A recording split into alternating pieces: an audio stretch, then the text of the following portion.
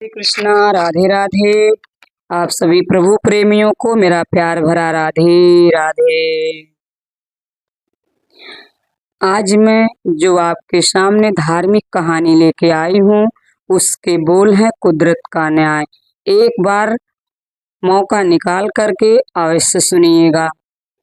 अपने बेटे और बहू के रोज के झगड़ों से परेशान होकर कैलाश बाबू अपने कमरे में जाकर अपना बैग निकालने लगे। उसमें अपने कुछ जोड़ी कपड़े रखे और उदास मन से अपनी पत्नी की तस्वीर को उठाया और बोले, कितने नाजों से पाल कर बड़ा किया था हमने अपने इकलौते लाडले बेटे को। कहते ही वे रो पड़े, परंतु फिर सोचने लगे कि नहीं, ये कमजोर पड़ने का वक्त नहीं है। उन्होंने अपनी आंखों से आंसू पोंछते हुए अपनी पत्नी की तस्वीर को अपने बैग में रखा और अपने एक दोस्त को फोन किया जो वृद्धा आश्रम में रहते थे। भरे गले से उन्होंने बताया कि अब वो भी वृद्धा आश्रम में ही रहना चाहते हैं। इतनी बात सुनते ही उनका दोस्त राधेश्याम स्तब्ध रह गया। उसके बाद उसके पास कुछ पूछने के लिए कोई शब्द ही नहीं बचे। कैलाश बाबू ने केवल इतना ही कहा, मैं रोज रोज के कलह से परेशान आ गया हूँ और 1 घंटे में तुम्हारे पास पहुँच रहा हूँ। जिस समय वे अपना घर छोड़कर अपना बैग लेकर निकलने लगे तो उन्होंने देखा कि उनके बेटा बहू अपने कमरे में बैठकर चाय का आनंद ले रहे थे, परंतु दोनों में से किसी ने नहीं पूछा कि पिताजी आप अपना सामान लेकर कहाँ जा रहे हैं, और ना ही किसी ने उन्हें रोकने की कोशिश की। रोज रोज के अपमान और जिल्लत भरी जिंदगी से परेशान कैलाश बाबू वृद्धा आश्रम पहुंच गए। थोड़े ही समय में उनके वृद्धा आश्रम में बहुत से मित्र बन गए। वे सबके साथ हालचाल बांटते, बातें करते और रोज सुबह सैर और एक्सरसाइज भी करते। धीरे धीरे कैलाश बाबू को आश्रम में ही अच्छा महसूस होने लगा। घर की अपेक्षा उन्हें वृद्धा आश्रम ज्यादा सुकून दे रहा था। सभी लोग एक साथ खाना खाया करते थे, जबकि घर में रोज के क्लेश से कैलाश बाबू का हृदय छलनी हो गया था। वे हमेशा अपनी पत्नी की तस्वीर से बातें करते थे। तुम तो मुझे पहले ही छोड़कर चली गई, परंतु उस बेटे ने भी मेरा साथ नहीं दिया जिसके लिए मैंने कभी अपना पसीना भी पानी की तरह बहाया था। एक दिन कैलाश बाबू के प्रांगण में टहल रहे थे, तभी वृद्धा आश्रम के बाहर एक कार आकर रुकी। वृद्धा आश्रम के सभी लोग उस कार की ओर देखने लगे और सोचने लगे कि आज फिर कोई अभागा बुजुर्ग इस वृद्धा आश्रम में आया है जिसने ना जाने कितने जतन से अपने बच्चों का पाल पोस कर पढ़ा लिखा कर बड़ा किया होगा। आज फिर ऐसा कोई आंखों में आंसू लिए इस प्रांगण में प्रवेश करेगा। कार से एक नौजवान लड़का उतरा और उसके बाद एक औरत जो शायद उसकी माँ थी। वह उसका हाथ पकड़कर उसे बाहर निकालने लगा। उस औरत की लगभग उम्र 65 वर्ष के करीब रही होगी।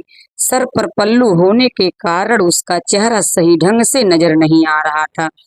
थोड़ी ही देर में कार से करीब 30-35 वर्ष की एक अन्य महिला उतरी। उसके हाथ में एक बैग था। उस महिला ने वो बैग उस बुजुर्ग औरत के हाथ में थमाया और उसके बाद उनसे कुछ बात करने लगी। वे बुजुर्ग औरत चुपचाप उस महिला की बात सुन रही थी। फिर वापस वे दोनों कार में बैठकर चले गए और बुजुर्ग महिला वृद्धा आश्रम के बाहर कुछ देर तक वैसे ही खड़ी रही और फिर भारी मन से अपने आंसू पोंछते हुए वृद्धाश्रम में आ गई। कैलाश बाबू की ओर देखते ही वह अपने सर के पल्लू से अपने चेहरे को छुपाने लगी और बिना कुछ कहे महिला विभाग की तरफ चली गई। तभी कैलाश बाबू के साथ खड़े एक बुजुर्ग ने कहा, आज फिर एक माँ की ममता तार तार हो गई है। फिर से एक माँ के सपनों को चकनाचूर कर दिया गया। कैलाश बाबू बार बार उस महिला के चेहरे की ओर देखते जा रहे थे उन्हें लगा कि जैसे वो उस महिला को जानते हैं, लेकिन वह पूरी तरह समझ नहीं पाए कि वो महिला कौन है। अक्सर कैलाश बाबू को देखते ही वो महिला अपने पल्लू से अपना आधे से ज्यादा चेहरा छुपा कर रखती थी। लेकिन एक दिन जब वो महिला बागवानी के काम में लगी हुई थी, तो कैलाश बाबू उस समय टहलने के लिए निकले। बागवानी करते करते उस महिला के सर से पल्लू उतर गया। उस महिला का चेहरा देखते ही कैलाश बाबू के पैरों तले जमीन खिसक गई। ना जाने कितने सवालों ने उनके दिमाग को घेर लिया। उसी समय उनका एक मित्र भी उनके पास आया और बोला, खाना खाने का समय हो गया है, तुम कहाँ घूम रहे हो और इतने गुमसुम क्यों हो? सभी लोग नाश्ते की मेज पर मौजूद थे, लेकिन तुम नहीं थे, इसलिए मैं तुम्हें बुलाने आ गया। क्या बात है, कोई परेशानी है? अरे नहीं, कुछ भी तो नहीं, थोड़ा टहलने के लिए बाहर निकल आया था, बस मैं अभी आ ही रहा था। खाने के कमरे में बैठने के बाद कैलाश नाथ जी की नजरें बार बार जानकी जी देवी को ही ढूंढ रही थी। वे उनसे पूछना चाहते थे कि आखिर ऐसा क्या हुआ कि उन्हें यहाँ आने की नौबत आ गई। उनका तो भरा पूरा परिवार था और हमेशा कहती थी कि वह अपने बेटे बहू के साथ बहुत खुश हैं, फिर आज ऐसा क्या हो गया? कैलाश बाबू उधर ही किसी व्यक्ति से पूछते हैं, 2 दिन पहले जो महिला वृद्धा आश्रम में आई थी, वो आज खाना खाने नहीं आई हैं। उन्होंने बताया कि वह माता जी आज बहुत दुखी हैं, इसलिए उन्होंने खाना खाने से मना कर दिया है। परेशान भी क्यों ना हो, आखिर जो उनके बेटे बहू ने उनके साथ किया है, ऐसा तो कोई दुश्मन के साथ ही ना करे। बार बार अपने घर को याद कर रही थी। सुबह से अपने कमरे में बैठे रोई जा रही थी, इसलिए उनका ध्यान भटकाने के लिए उन्हें बागवानी करने का काम दिया गया है। यह सब सुनकर कैलाश बाबू का मन परेशान हो गया। वे जानना चाहते थे कि आखिर जानकी देवी के साथ क्या हुआ है, इसलिए थोड़ी देर बाद वह महिला विभाग में जानकी जी के पास गए। कैलाश बाबू को अपने सामने खड़ा देखकर जानकी जी थोड़ा परेशान हो गईं। तभी कैलाश बाबू ने कहा, मैं जानता हूँ कि आपने मुझे पहचान लिया है, लेकिन क्या मैं जान सकता हूँ कि आप इस हालात में कैसे पहुंची? जानकी जी ने कुछ नहीं कहा, परंतु उनकी आंखें आंसुओं से भर गई थीं। यह देखकर कैलाश बाबू और भी अधिक परेशान हो गए। उनका दिल किया कि जोर जोर से चिल्ला चिल्ला कर इस दुनिया से पूछें कि क्यों बुढ़ापे में माँ बाप आपको पुराने सामान की तरह निकाल कर बाहर फेंक दिया जाता है। क्या बूढ़ों का कोई आत्मसम्मान नहीं? अपने विचार में मगन कैलाश बाबू वृद्धाश्रम के प्रांगण में टहल रहे थे। अचानक उनका पैर क्यारी के किनारे से टकराया और वो गिरते गिरते एक पेड़ को पकड़कर संभल गए। तभी पास से गुजर रहा वृद्धा आश्रम का कर्मचारी कहता है, अंकल जी आप ठीक तो हैं ना? कहीं चोट तो नहीं लगी? अब आपका अपना पैर दिखाइए, अगर लगी हो तो अभी पट्टी कर देता हूँ। कैलाश बाबू कहने लगे, अरे नहीं, कुछ ज्यादा नहीं लगा है, बचाव हो गया। इतना कहते हुए कैलाश बाबू प्रांगण में रखे बेंच पर जाकर बैठ गए और कुछ महीने पहले घटी एक घटना को याद करने लगे। जब वह बाथरूम में फिसल कर गिर गए थे और उनके पैर में ज्यादा चोट लग गई थी। उनकी बहू उस चोट को देखकर भी अनदेखा करके अपने काम में लगी रही और उनका बेटा रोहन चिल्लाकर बोला, क्या आप संभल कर काम नहीं कर सकते? मुझे तो समझ नहीं आता कि आप इतनी हड़बड़ी में क्यों रहते हैं। कोई काम ठीक से करना नहीं आता। जब देखो चोट लगाकर बैठ जाते हो और हमारा काम भी बढ़ाते रहते हो। अगर कोई काम नहीं होता तो मत किया करो। आराम से अपने कमरे में क्यों नहीं बैठे रहते? पूरा दिन इधर उधर घूमते रहते हो। उससे इतनी भी नहीं बन पाया कि अपने पिता का हाल चाल पूछें या चोट पर मरहम पट्टी करें। एक दिन जब कैलाश बाबू का चश्मा टूट गया तो अपने बेटे से कहने लगे, बेटा मेरा चश्मा ठीक करवा देना, टूट गया है, ठीक से दिखाई नहीं देता। इतनी बात सुनते ही बहू बीच में जोर से चिल्ला पड़ी कि बस चारपाई पर बैठे बैठे खर्च बढ़ाते रहते हैं और कोई काम धंधा तो करते नहीं हैं, बच्चों की तरह हरकतें हो गई हैं आपकी। ना जाने ऐसा कितनी बार हुआ था।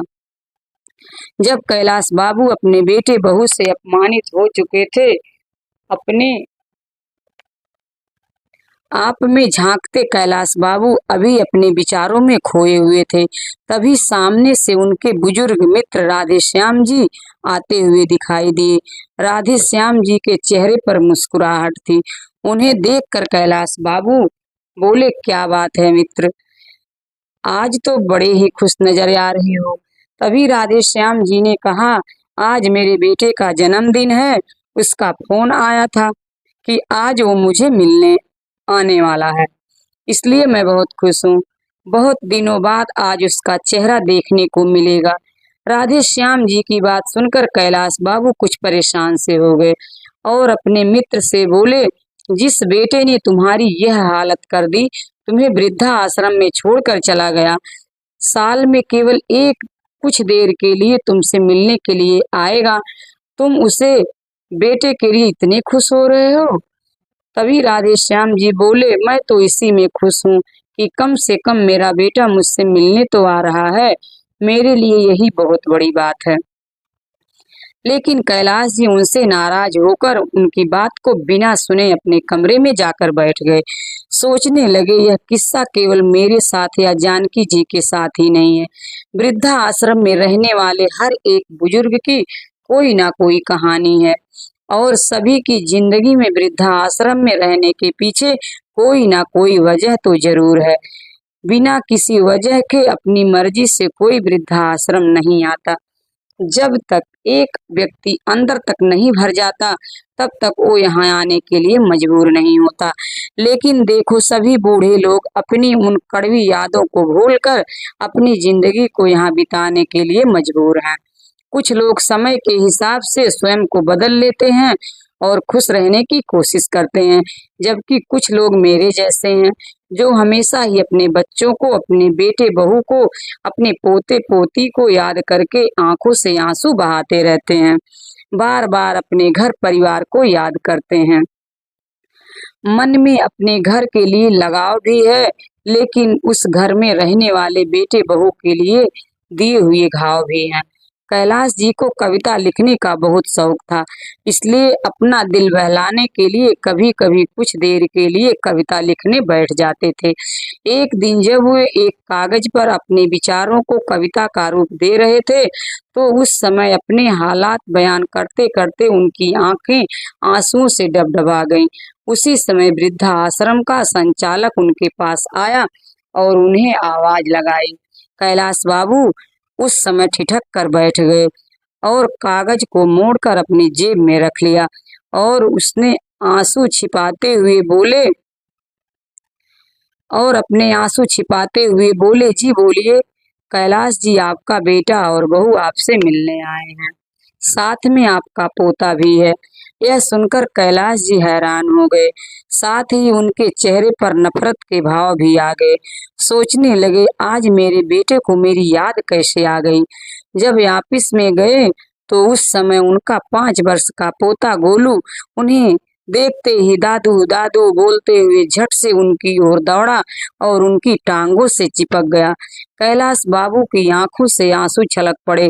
अब तक वे मन मारकर वृद्धा आश्रम में जैसे तैसे जी रहे थे, लेकिन अपने पोते को देखते ही उनका दिल कमजोर पड़ने लगा।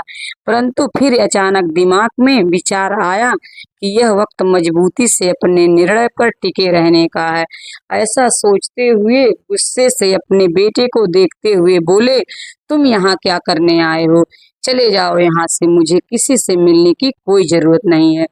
मैं यहाँ बहुत खुश हूँ और अपनी जिंदगी बड़े आराम से काट रहा हूँ। कम से कम यहाँ मेरे साथ कोई हंसने बोलने वाला तो है। वह पिताजी, दरअसल बात यह है कि आज गोलू का जन्मदिन है और हमने घर पर पार्टी रखी है। गोलू की इच्छा है कि आप भी उसके जन्मदिन में उपस्थित रहें। यदि आप आएंगे तो आपके पोते को भी अच्छा लगेगा। तभी कैलाश बाबू बोले, देखो मैं वो घर छोड़ चुका हूँ और अब मैं वहाँ दोबारा नहीं जाना चाहता। उस समय उनका बेटा बोला, पिताजी आप घर चलिए, वहाँ आपके मित्र भी पार्टी पे आ रहे हैं, मैंने उन्हें भी बुलाया है, सभी आस पड़ोस वाले और रिश्तेदार भी आएंगे, सब लोग आएंगे, आपके बारे में पूछेंगे तो हम क्या कहेंगे। तभी कैलाश बाबू बोले, अच्छा तो आज मुझे अपने बेटे के जन्मदिन के लिए बुलाने नहीं बल्कि अपनी इज्जत बचाने के लिए तुम लोग बुलाने आए हो। सभी रिश्तेदारों के सामने तुम्हें शर्मिंदगी ना महसूस हो, इसलिए मुझे ले जाने आए हो, तुम ले जाने आए हो। सभी रिश्तेदार पूछेंगे तुम्हारे पिताजी कहाँ हैं, तुम क्या जवाब दोगे, इसलिए तुम मुझे बुलाने आए हो। अभी के अभी चले जाओ यहाँ से, मैं कहीं नहीं जाने वाला। तुम लोग कितने स्वार्थी हो गए हो, जरूरत पड़ी तो बुलाने आ गए, वरना इतने महीने से मैं यहाँ आश्रम में हूँ, एक बार भी खबर लेने नहीं आए कि मैं जी भी रहा हूँ या मर गया।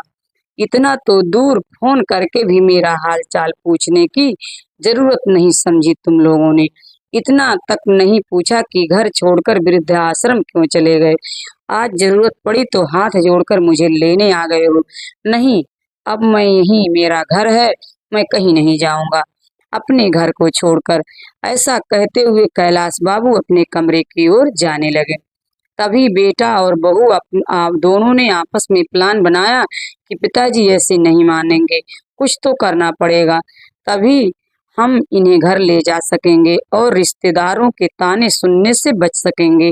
इसलिए दोनों अपनी रोनी सूरत लेकर कैलाश बाबू के पास गए और गिड़गिड़ाते हुए कहने लगे, पिताजी माफ कर दो, आपके पोते का जन्मदिन है, क्या आपको आपके पोते की खुशियों में शामिल होने का भी मन नहीं कर रहा। इतनी बात सुनकर कैलाश बाबू का दिल पिघलने लगा। तभी गोलू बोला, चलो ना दादू, बहुत मस्ती करेंगे।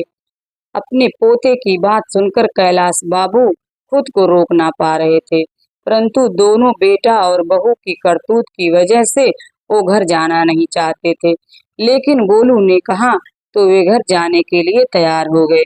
फिर बोले, लेकिन मेरी एक शर्त है, मैं घर पर चलूंगा और जैसे ही गोलू का जन्मदिन हो जाएगा उसके बाद मुझे वृद्धाश्रम वापस लौटना है और तुम लोग मुझे वृद्धाश्रम तक छोड़ने आओगे। बेटा बहू इस बात के लिए तैयार हो जाते हैं और गोलू का जन्मदिन बहुत धूमधाम से मनाया जाता है। सभी रिश्तेदार और आस पड़ोस के लोग बहुत अच्छे से मिलते जुलते हैं। कैलाश बाबू के पुराने मित्र भी आज उन्हें बहुत दिनों के बाद मिले, परंतु कैलाश बाबू ने किसी से कुछ नहीं कहा, हंसते मुस्कुराते हुए पूरी पार्टी का आनंद उठाया। परंतु उनके मन में कुछ विचार चल रहे थे। वे सोच रहे थे कि कल अपने बेटा बहू को जो सरप्राइज में देने वाला हूँ उसकी तो उन्होंने कभी कल्पना भी नहीं की होगी। जब पार्टी खत्म हुई तो बहुत रात हो चुकी थी। उस समय कैलाश नाथ जी घर पर ही रुक गए। जब अपने कमरे में सोने गए तो अपनी पत्नी सुधा की यादों में खो गए। आप भी ना, 2 रोटी से क्या पेट भरता है, 1 रोटी तो और ले लीजिए, अभी गरम गरम सेक रही हूँ, 1 रोटी और मेरे कहने से खा लीजिए, आप खाते हैं तो मेरे मन को अच्छा लगता है। अरे नहीं सुधा, मेरा पेट पूरा भर चुका है और कितना खिलाओगी।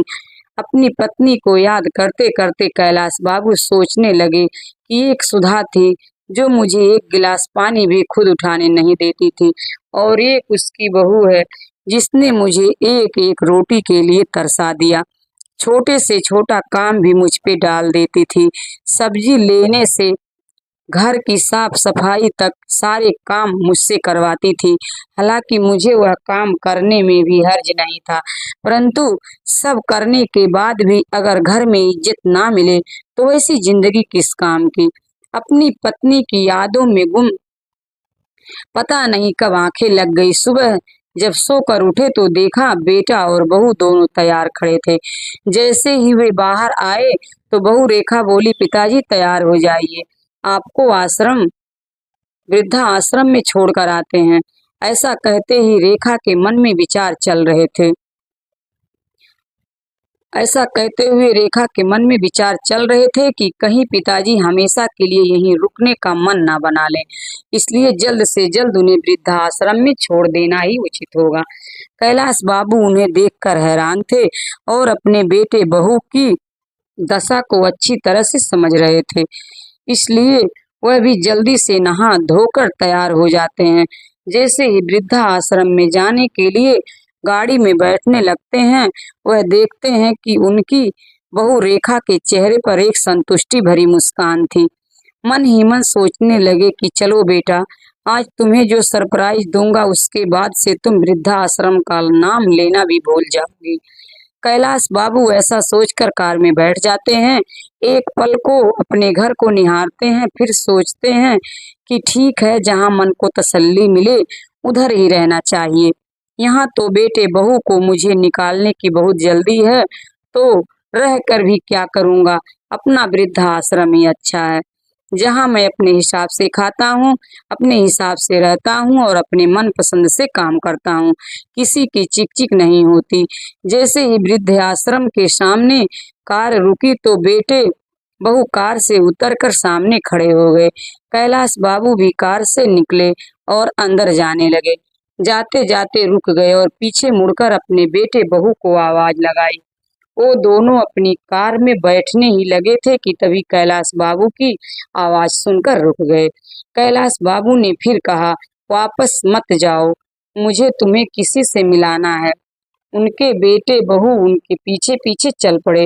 वृद्धा आश्रम के प्रांगण में पहुंच गए। कैलाश बाबू वहीं काम करने वाले एक व्यक्ति से जानकी जी को बुलाने को कहते हैं। जानकी जी जैसे ही बाहर आई, वैसे ही कैलाश बाबू का बेटा उन्हें देखकर दंग रह जाता है और बहू रेखा को तो जैसे काटो तो खून नहीं, उसकी हैरानी का ठिकाना नहीं था। दौड़कर जानकी जी के गले लग गई और फूट फूट कर रोने लगी और बोली, माँ आप यहाँ क्या कर रही हो, आप यहाँ कब आई और आपने मुझे बताया भी नहीं। परंतु उसकी बातों का जानकी जी ने कोई जवाब नहीं दिया। फिर रेखा बोली, मुझे तो यही लगता था कि आप भाई भाभी के साथ बहुत अच्छे से रह रही हो। कल ही मेरी भाभी से बात हुई थी, उन्होंने भी नहीं बताया तुम वृद्धा आश्रम में हो। मैं तुम्हारे बारे में भाभी से कितने दिनों से पूछ रही थी कि माँ से बात नहीं हो रही है, माँ कहाँ है, एक बार मेरी बात करवा दो। तो भाभी ने कहा, तुम तीर्थ यात्रा पर गई हो, इसलिए मेरी तुमसे बात नहीं हो पाएगी। और मैंने भी मान लिया कि तुम तीर्थ यात्रा पर गई हो, लेकिन मुझे क्या पता था कि उस जालिम औरत ने तुम्हें वृद्धाश्रम में छोड़ दिया है। अपनी बेटी की बात सुनकर जानकी जी फूट फूट कर रोने लगी और बोली, बेटा तुम्हारे भाई भाभी झूठ बोल रहे थे, मुझे 1 महीना पहले ही वह वृद्धाश्रम में छोड़कर चले गए थे। लेकिन माँ आप मुझे फोन करके बता भी तो सकती थी, मैं तुरंत यहाँ पहुँच जाती। उन लोगों की हिम्मत कैसे हुई मेरी माँ के साथ यह सब करने की। इतना कहते हुए रेखा अपनी माँ से लिपट गई। मैं तुम्हें फोन करके कैसे बता सकती थी, जिस दिन मैं वृद्धा आश्रम में आई मैंने तुम्हारे ससुर जी को यहाँ देखा। इसका मतलब तो यह हुआ कि तुम में और तुम्हारी भाभी में कोई फर्क ही नहीं है। फिर मैं तुम्हें फोन करके तुम्हारे भाई भाभी की करतूत के बारे में क्या बताती। इतना कहते हुए जानकी जी ने उसे अपने से अलग कर दिया। तुम मेरी बेटी कहलाने के लायक ही नहीं हो, इसलिए मुझसे दूर रहो। यदि मेरे बेटे बहू ने मुझे घर से निकाला है तो मेरी बेटी ने भी तो अपने ससुर को घर से निकाला है। तो कुल मिलाकर मेरी दोनों औलादें ही निकम्मी निकली। अब तो मुझे खुद को तुम्हारी माँ कहने में भी शर्म आती है। एक एक ने अपनी माँ को घर से निकाल दिया और एक ने अपने ससुर को घर से निकाल दिया। अपनी माँ की बातें सुनकर रेखा का सर शर्म से झुक गया। माँ मुझे माफ कर दो, मैं बहुत शर्मिंदा हूँ, मुझसे बहुत बड़ी गलती हो गई है। मैंने कभी नहीं सोचा था कि जो मैं अपने ससुर के साथ कर रही हूँ वह मेरे माँ बाप के साथ भी हो सकता है। तुम्हारी गलती माफ करने के लायक नहीं है, फिर भी अगर माफी मांगनी है तो मुझसे नहीं, अपने ससुर जी से मांगो। अपनी करतूत पर शर्मिंदा हुई रेखा अपने ससुर जी की ओर मुड़ी और उनके पैरों में गिर पड़ी। मुझे माफ कर दीजिए पिताजी। तभी रोहन ने भी माफी मांगते हुए कहा, अब आप दोनों घर चलिए और हमें अपनी सेवा करने का मौका दीजिए। तो कैलाश जी और जानकी जी दोनों ने ही घर जाने से मना कर दिया और कहा कि हमें अब अपने बहू बेटे या बेटी के पास नहीं रहना है, हम वृद्धा आश्रम में रहकर ही सुखी हैं। दोनों ने लाख मनाने की कोशिश की, परंतु कैलाश बाबू और जानकी जी का एक ही जवाब था, एक बार धोखा खा चुके हैं। अब इस उम्र में हमारे शरीर में इतनी जान नहीं बची है कि बार बार अपने बच्चों द्वारा दिए गए धोखे झेल सकें। इतना कहकर कैलाश जी और जानकी जी अपने अपने कमरे में चले गए। रेखा और रोहन दुखी मन से अपने घर वापस चले गए। घर पहुंचकर उन्होंने देखा कि पिताजी के कमरे में उनके बिस्तर पर एक कागज रखा था जो शायद उनकी जेब से निकल कर गिर गया था। जब रोहन ने उस कागज को खोलकर देखा तो उसमें उसके पिताजी ने एक कविता लिखी हुई थी। क्या किसी ने देखा है मौत से पहले मौत को? हाँ मैंने देखा है, आज मौत से पहले भी मौत आती है। हाँ मैंने देखा है, आज मौत से पहले भी मौत आती है। जब जिंदगी अपने आखिरी पड़ाव पर आ जाती है, शरीर भी काम नहीं करता, केवल सांस आती जाती है। हाँ मैंने देखा है, मौत से पहले भी मौत आती है। अपने पिता द्वारा लिखे इन शब्दों को देखकर रोहन के दिल पर ना जाने कितने तीर एक साथ चुभने जैसा एहसास हुआ। और उधर रेखा अभी तक अपनी माँ की हालत को देखकर उस सदमे से उभर नहीं पाई थी, परंतु आज उन दोनों के पास पछताने के अलावा और कोई रास्ता नहीं था। किसी ने सही कहा है, संतान का अस्तित्व है माता पिता की वजह से और माता पिता वृद्धा आश्रम में है संतान की वजह से। दोस्तों आपको यह कहानी कैसी लगी कमेंट करके जरूर बताइए और चैनल को सब्सक्राइब करके लाइक कर दीजिए। जय श्री राधे, जय श्री श्याम।